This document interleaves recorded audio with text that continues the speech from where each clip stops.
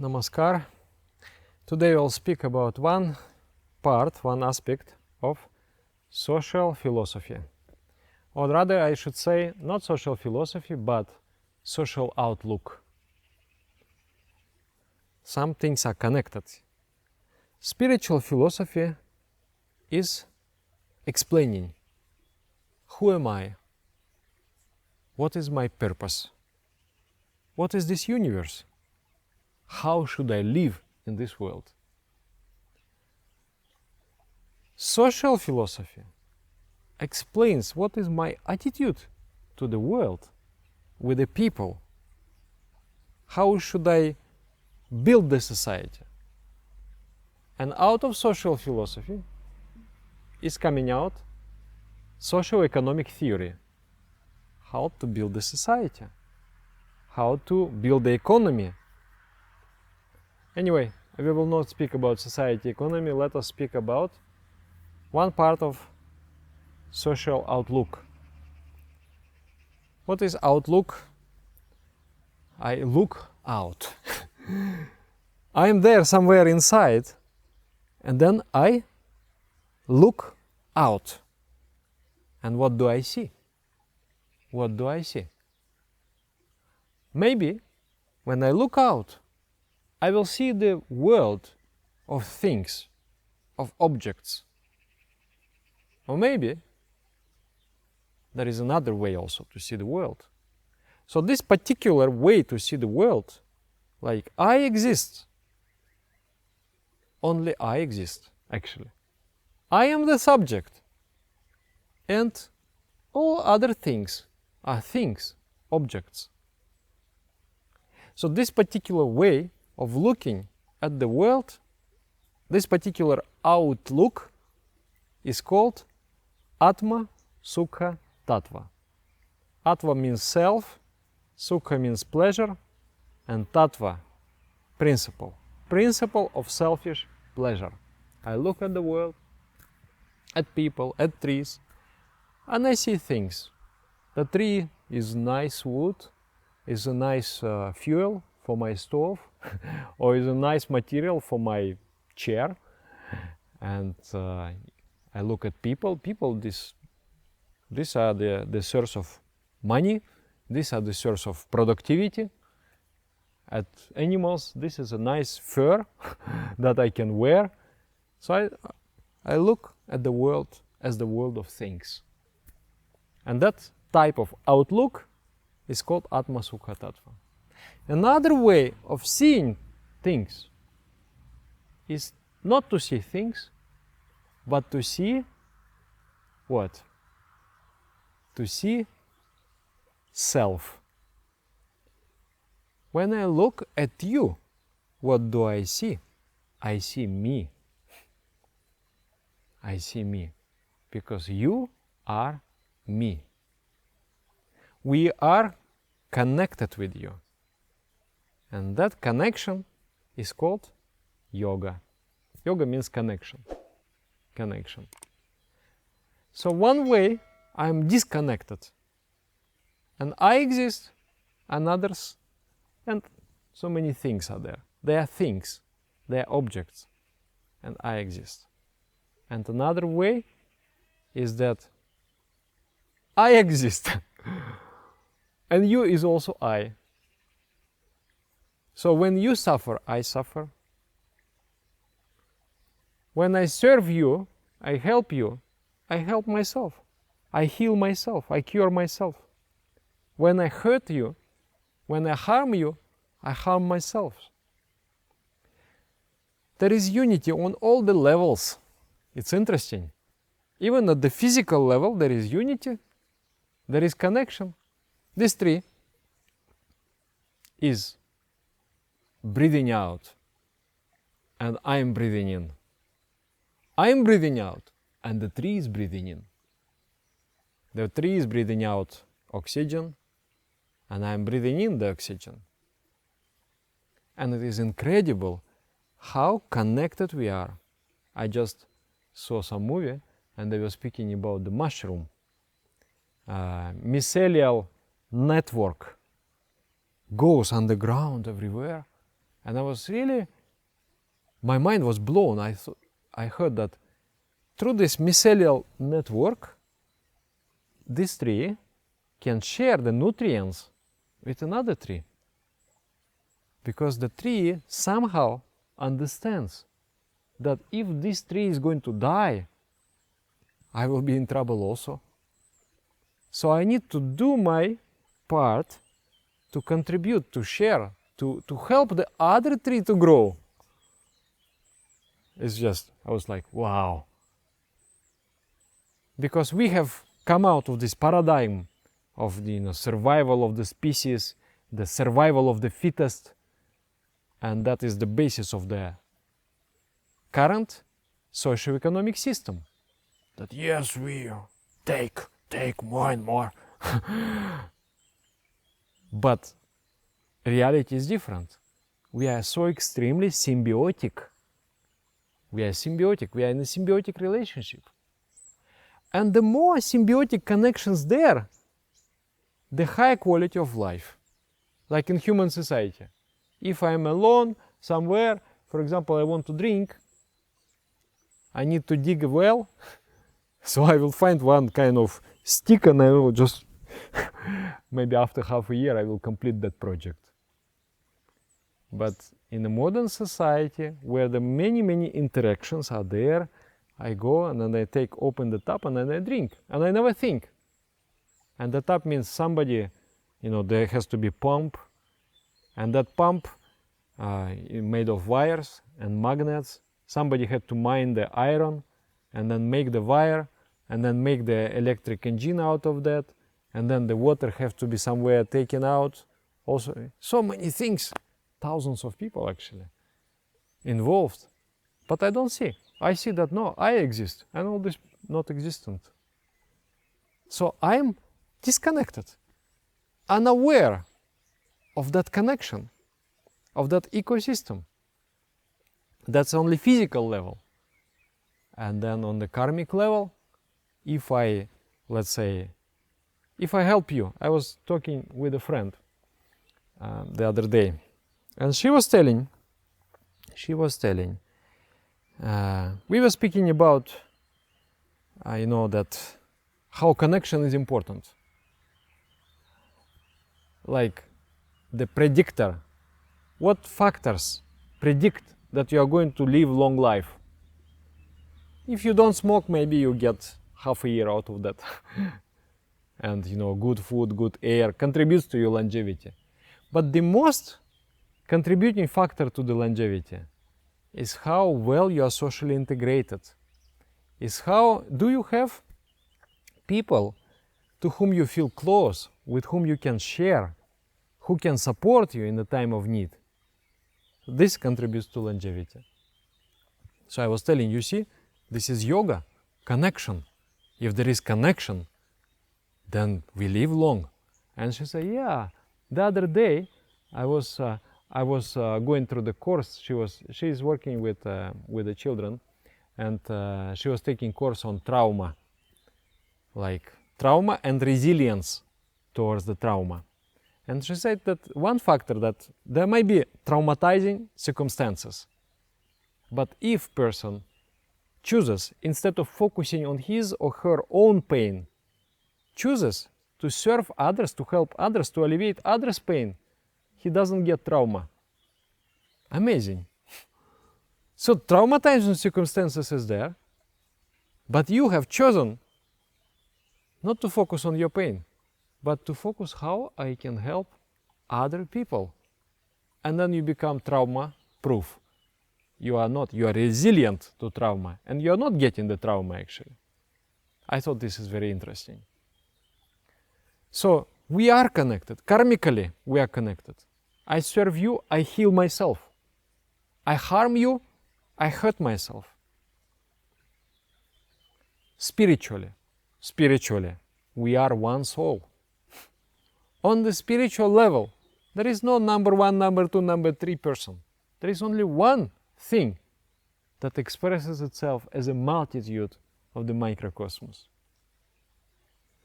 So realizing that, feeling that connection is knowledge.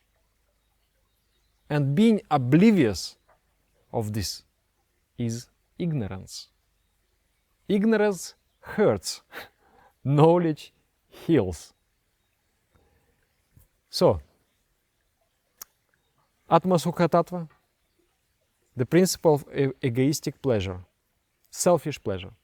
I exist, only I exist. Everything is for me and me and me. Me, myself, and I. And there is another one, coming from knowledge, from rationality, from connectedness. It's called Sama Samaja Tattva. Sama means same, equal, Samaja society, Tattva principle. Principle of social equality.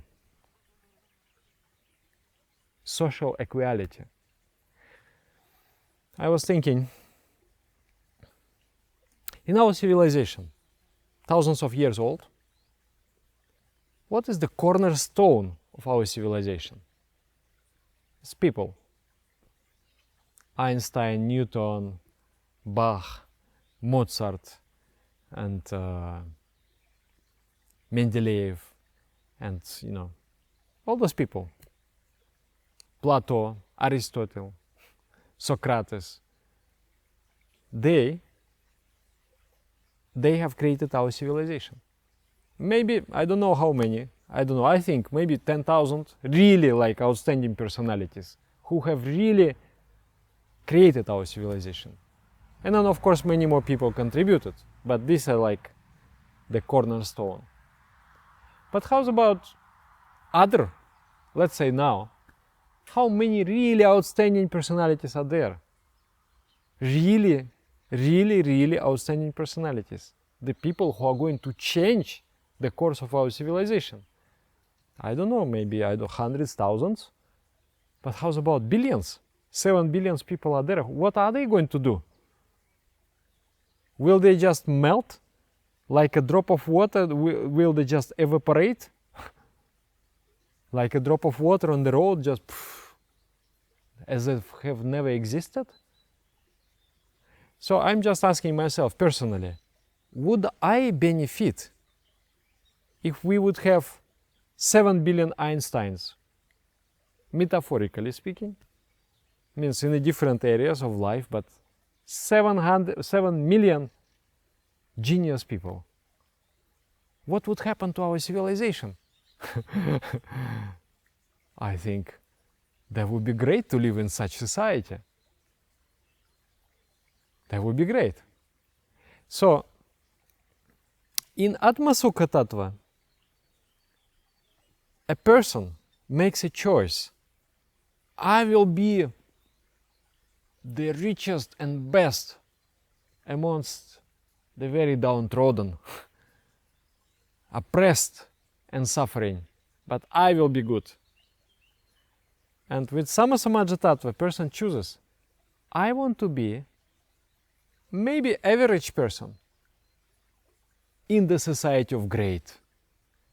Would you join the ranks of the Einsteins, Mozarts, and Socrates and Plato? Rather, or you would join to become the best amongst the thieves and bandits? I think it's quite obvious. But many times, when it comes to practicality, it's not the obvious. People work for themselves. If you want to be part of that divine society, then take the bucket, go water some plant. Here is the person in your environment. Potentially will become great if receives proper education, proper care. Go water. Give something to that person. And then maybe your garden is going to grow. Maybe your garden is going to flourish and you'll be part of that divine society. But many times instead we do totally opposite. We care for our welfare, we don't care. There is individual egoism, me, myself, and I. There is another type of selfishness, that is group selfishness. I associate myself with a group. let's say I am a white man. So I associate with men. Okay, women, let them get a little bit lower salary. Men should get better salary. It's logical, no? Isn't it? Isn't it logical? I mean, it's nice, no? As a man, you are getting better salary.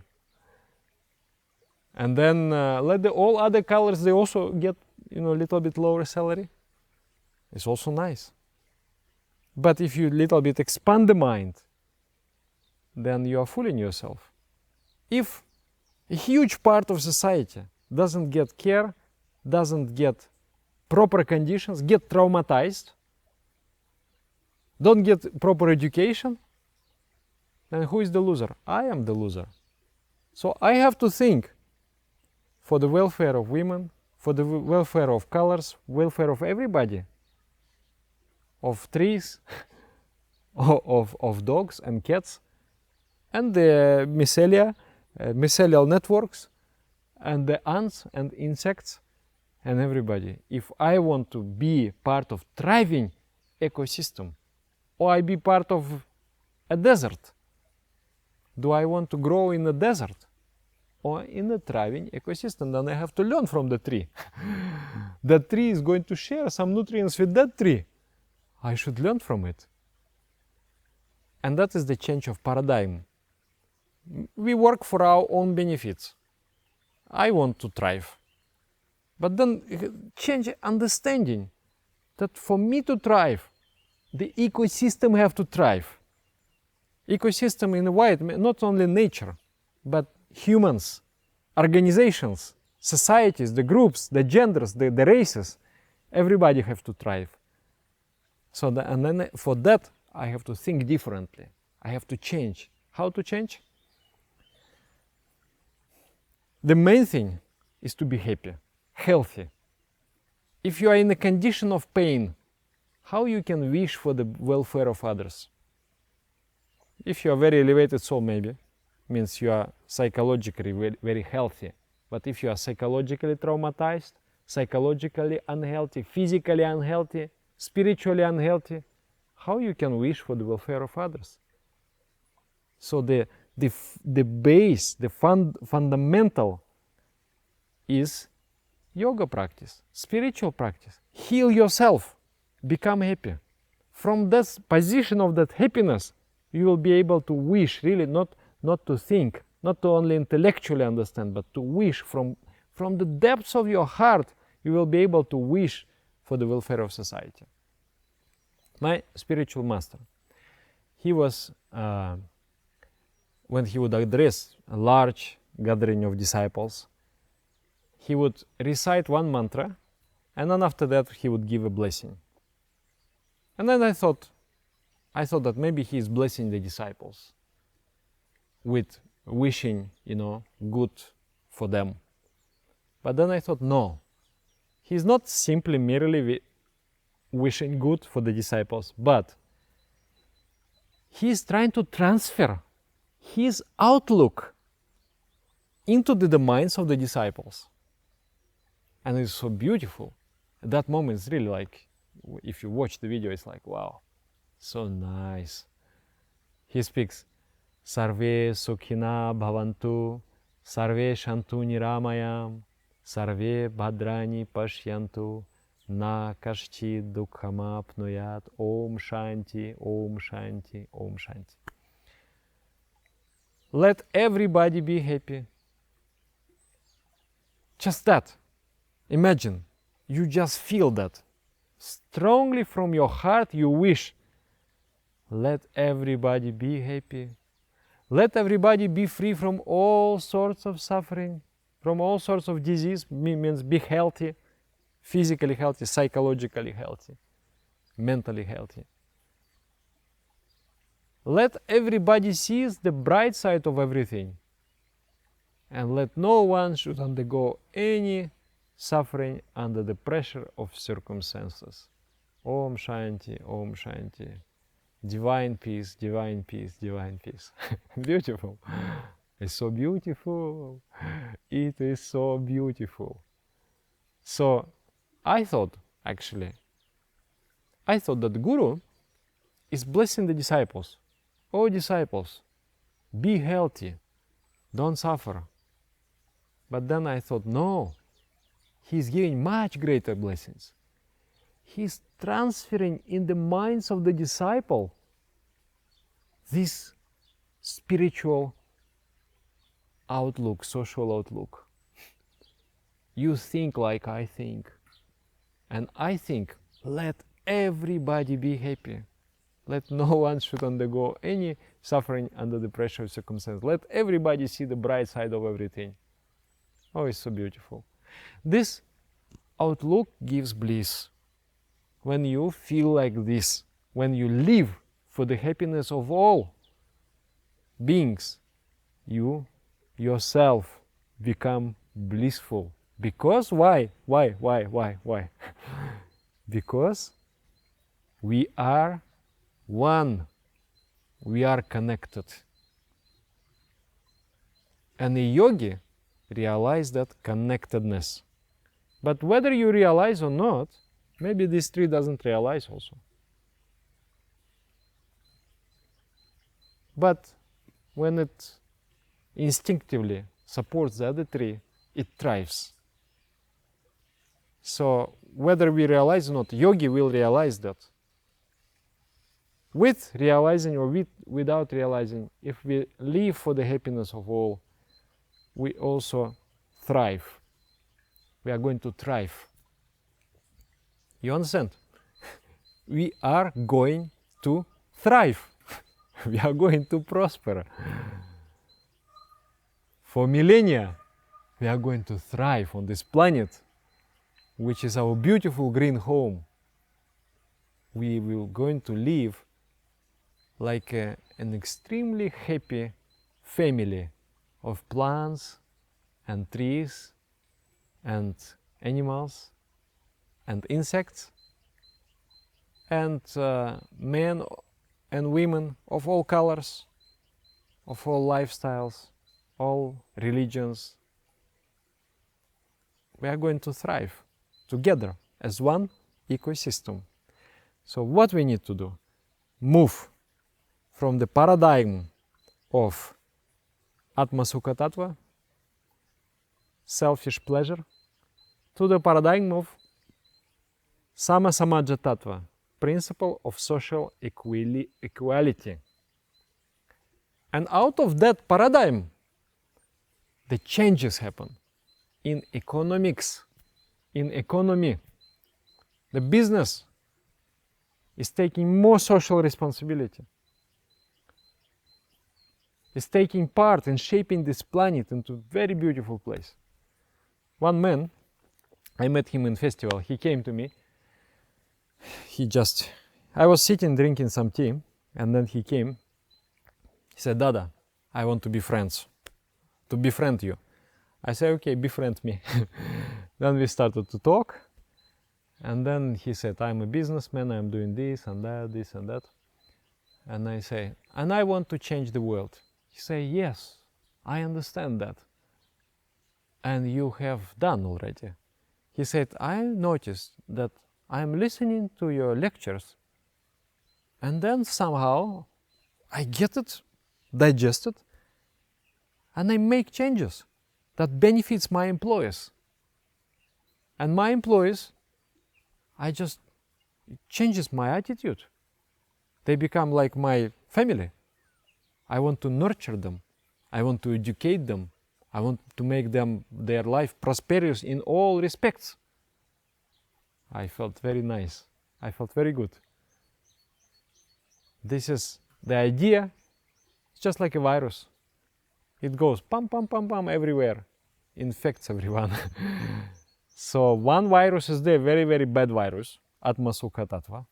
It's much worse than COVID-19. It's much worse. It's very vicious. It sucks the blood. It has created the slavery. It has created wars. It has created so many social evils. And there is a cure for that virus, a positive virus of Sama Samaja Tattva. And in one head, you install that idea. I myself am struggling. It's like one thing is to think, another thing is to feel. So through my spiritual practice, I'm trying to change my paradigm, always towards the Sama Samaja Tattva, to think for the welfare of all. And then in one head, then maybe from my head is going to infect you. Now a little bit is already, it's already entering your cells. It's going to reproduce now in your head. And then you are going to infect somebody else, maybe consciously, maybe knowingly, maybe unknowingly, through behavior, through thoughts, through words, through actions. And then, love perseveres. The trauma also perseveres. Somebody, you traumatized that person, so much pain. So that pain is getting projected. If you have pain inside, you're going to give pain to others also. But you are blissful inside. You are going to bliss to others. So love perseveres. If I have loved you, you will love 100 people more. So it multiplies, it perseveres, it stays with us. So it's very intelligent to live in the world of love, in the ecosystem of love. It's very intelligent to throw the seeds of love everywhere, seeds of care. I water my tree, let it grow, because it is beautiful shades, beautiful green, bright and green, beautiful color, and I'm enjoying the beautiful grass. Why? Because I water it. And the main treasure is the people. So we, through our love, we water the people, the society. There is nobody is apart from us. I'm rich, he is poor. No, not like that. I am poor also, because he is poor. He is uneducated, I am also uneducated. There is one poet, he said, there is only one man and his name is all men. There is only one woman and her name is all women. There is only one child and its name is all children. So, that man, is he poor or rich? Is he enlightened or not? This is the question.